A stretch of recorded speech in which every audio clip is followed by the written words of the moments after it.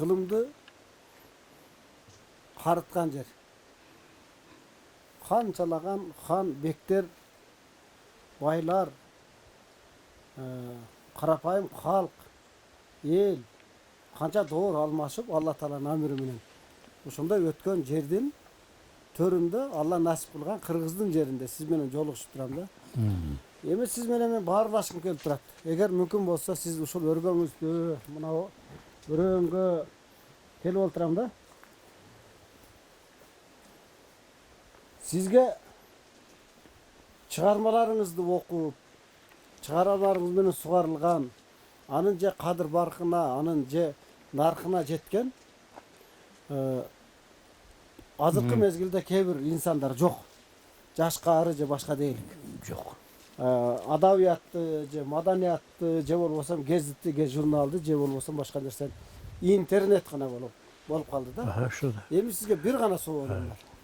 Ушул жаратылыштын өрөөндө сиз эмне жаратып атасыз?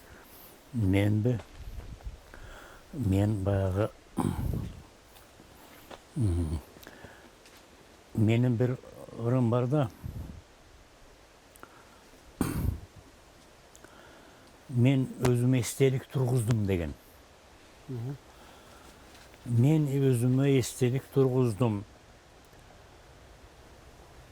Алтыннан, байлыктан, атак даңктан эмес, табигаттын кереметтүү көркүнөн дагы көрктөндүрсөм, гүлдөттүрсөм болмок деп жашым өтүп калганына өкүнөм. Анын дагы бардыгынан, эл журтумнан суранарым, силер дагы табигатка камкор болуп, табигатты көрктөндүрүп, бир ошого салым кош деп өтүнөм. Мен өзүмө эстелик тургуздум, бирок ал байлыктан башкадан эмес, табигаттын кереметтүү көркүнөн кимдир бирөө келсе, ошону карап туруп, ошого таазим этип, ушинтсе болот экен деп, өзүнүн иштен болгон немесиге мындай өкүнөт да. Кусалыгына. Мен ушинтпедим. Жо, мен ушинтпедимби? Табигат деген бул керемет нерсе экен. Бирок муну дагы баягы неме кылса болбойбу экен. Мен өмүрүм ушунчалык эле баягы неме өтүп кеттиби? Бул табигат деген жок болуп кетчү нерсе экен да. Бирок ону адам баласы сактап, асырап, көрктөндүрүп баягы неме кылыш керек экен. Музафар аба, мен Кыргыздын залкары, өзүңүздүн замандашыңыз, айтылуу эң чоң залкар десек, бул залкардын дагы залкары болгон Ырыспай Абдыкадыровдун ошол замандашы болуп, досу, курбусу, курдашы болуп, ошо менен үзөңгүлөш болуп жүргөн мезгилдериңиз биз мындай жаш балдар билебиз да. Ошол кишинин бир айткан сөздөрү бар. Кадимки Оштогу Рыспай Абдыкадыров атындагы филармония ачылганда, балдар, силер өнөрдү же болбосо Алла берген өнөрдү ошонун туу чокусуна жетемсеңер, табигат менен, жаратылыш менен, аалам менен суктанып, ошого кире билип, ошо менен жашай билгиле деп бир айткан сөзү бар эле да. Менде бир ой келип отурат да, ошол Ырыспай абабыздын сөзүнөн улам.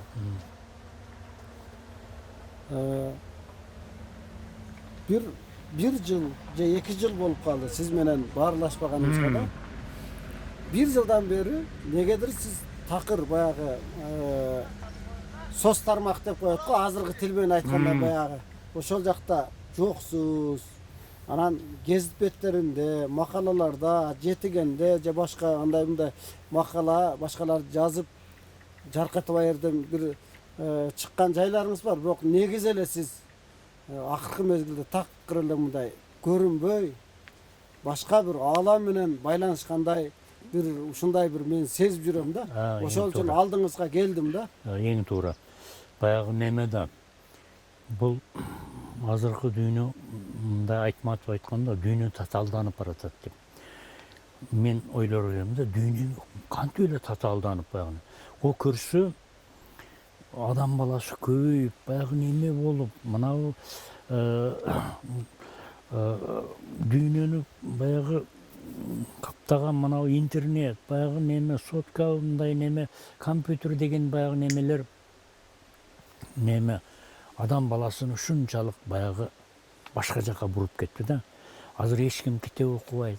Айтматов менен баягы көз ачык 15-кылымда жашап жатабыз. Француз баягы.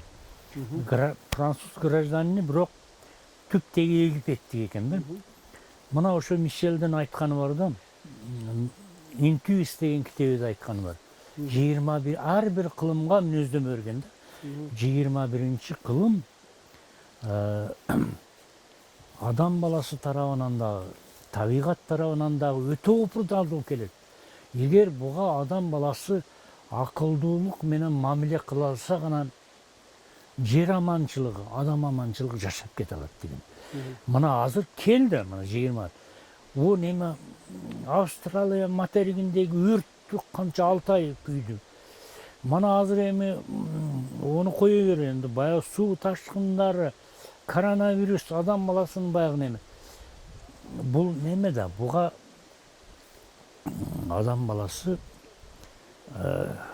баягы өзүнүн чеги болот экен, өзүнүн алыгы ар бир нерсеге нормасы болот экен. Азыр адам баласынын кадыры ушунчалык кетти дейм. Себеби автомобилдик жол кырсыгынан эле канча миңдеген адамдар кырылып неме жок болуп атат. Бирок азыр кара нан жегенде эле кеп болуп калды ба. Паданчы авариядан түгүнчү семьясы менен кырылып калыптыр деп эле. Илгери ошол адам баласынын мына кадырынын кеткени. Мындайчыканда эч бир неме. Эң туура айтып атасыз. Сиз Нострадамусты айтып атасыз. Чыңгыз Айтматовдун баягы сөздөрүн айтып атасыз. Мына азыр эле ошол элибизде бир кеп бар. Ошонун ичинде азыркы өзүңүз тарбиялап, мындай айтканда жанында жүрүп, батаңызды берип өстүргөн кыргыз эл акыны Султан Раевдин Адам коду деген бир бул киши бир эле жазуучу эмес, бир ырларды да сизге окшоп жазып кетиптир да. Мен ошол ырын жакында бир ырдап чыксам деген бир ушундай бир аябай мына акылыма. Дүйнө азыркы сиз менен Нострадамустун, Чыңгыз Айтматовдун, же болбосо Музафар Үсөндүн, же Султан Раевдин бардык инсандардын ааламдагы бүт мындай эң гений деп коелу, акылдуулар. Гений дегенде мындай башкача түрдө болсо акылмандар деп коелу. Кыргызча ошол дал туура болот. Ошолордун сөзү бир болуп атат да. А биз ошончолук баягы Алла Тааланын амири берген нерсени неге ынтымак боло албай атабыз? Ынтымак болуш үчүн баягы неме да. Адам баласыга дагы норма керек, чек керек.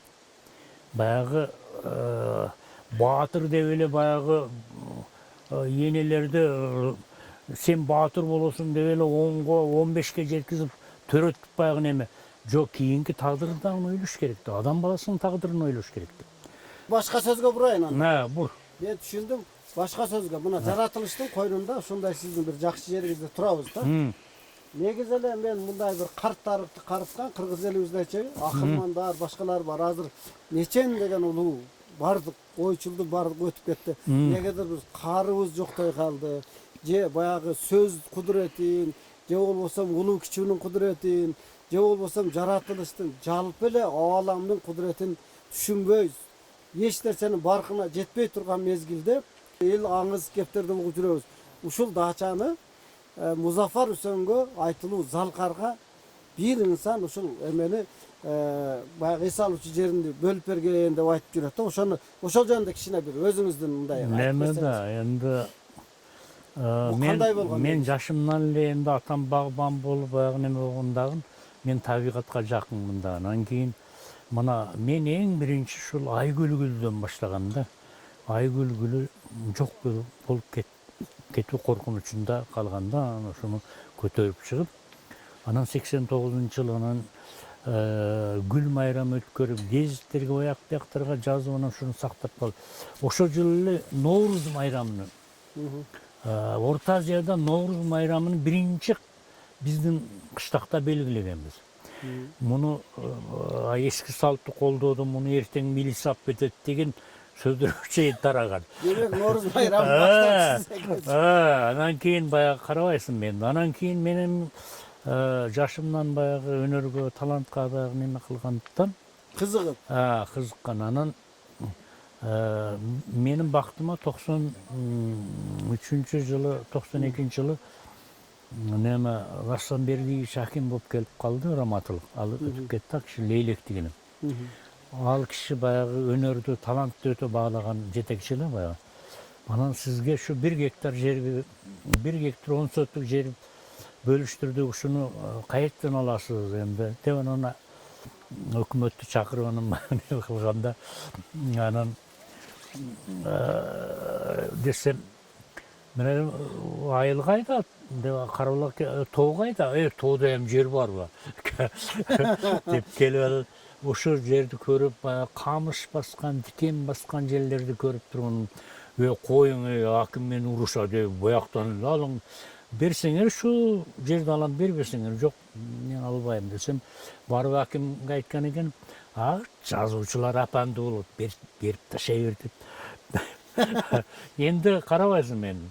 Алайда Кызыл үңгүрдө Кубатбек акам үңгүрүнү байырлап жашаса кердеге еді. Анан мен ушу жерде Баткендин Кара Тоосунун Кара үңгүрүдө мен жашап атам. Эми анан кийин дагы бир маселе бар. Ошол жердечи биздин эгерде болсо Осмоновдай бол, Бек Маматтай бол, же болбосо жок мындай эле деген маселе бар. Бегмат Осмоновдун дагы чоң салымы бар деп угам. Така ондо Ош областынын Токой шарбасын башкарат эле да. Анан неме Бекмамат акага барып анан неме Жерди бөлүш керек. Азыр жер бөлүү кыйын да. Жок, мага кесин деген экен, барып жолуксам раматылык ушу контордо отурабыз, ушу 1 саат только а киши сүйлөдү. Мага бир дагы сөз берген жок. Неме болду деп анан кийин анан ону немеден телевизордон чыгып айтып атпайбы? Биз мынандай кыргыздын сулуу жерлерини немеге жазуучуларга, немелерге дача берип атабыз деп. деп айтып чыкты, бирок ошо кишинин эмгеги дагы бар. Азыр эч ким китеп окубайт. Интернетти гана баягы неме карайт, сотканы карайт. Жаш балабыздан тартып чоңдорубузга чейин типтеген ошо сотка бар. Муну менен биз немеге барбайбыз. Элге не деп кайрыласыз? Элге айтарым баягы, эгер жан дүйнөңөрдү байыткыңар келсе, баягы кыргыз тилин унуткуңар келбесе, мына китеп окугула. Китеп бардыгын үйрөтөт. Силерге баягы сотка, интернет, баягы неме, компьютер мындай неме болбойт деп айтар элем да. Баягы адамдын акылы китепте баягы. Бардык мына мен жакында бир неме макала даярдадым баягы. Азыркы замандын маңкуртчулугу деп баягы. Мына ошо маңкуртчулукта Айтматов кылым картар бир күндө бир адамдын маңкуртчулугун көрсөткөн, баягы башына төөнү шилисин кийгизип, акылдан аздырып. Азыркы мен жаштарга айтар элем, азыркы силердин немеңерди аздырып аткан башыңарга компьютер кийгизди, башыңарга сотка кийгизди, баягы компьютер кийгизди, интернет кийгизди дейм. Башка нерсени силер азыр эч каалабайсыңар. Мына мен мисалы үчүн азыр мен телевизор дагы тиктебейм. Радио дагы укпайм, баягы неме кылбайм. Мен ошол баягы өзүмдүн те башымдан окуп келген немемди унутпайын деп мен ошолор менен жашап, ошолор менен окуп, ошолор менен азыктанып келем. Мен силерге айтарым, бул Бириккен Улуттар Уюмунун баш катчысы Антонио Гутерриштин дүйнөнү каптап келаткан төрт коркунучтун бири ушул силердин интернет, компьютер соткаңар экендигин ошо трибунадан чыгып сүйлөдү. Мына ошол да баарыбыз билип турабыз, бирок ого эркибиз жетпей атат. Амал кылбайбыз. Оны неме кылбайбыз. Силерден неме өтүнөрүм. Эгер тилди унутпайбыз десеңер, акылды унутпайбыз десеңер, баягы Айтматовдун Маңкурттун болгубуз кебейбиз десеңер, ушу немеден кайткыла. Аксакалдарга, өзүңүздүн курдаштарыңызга, досторуңузга, сиз теңдүү улуу муунга эмне кебиңиз бар?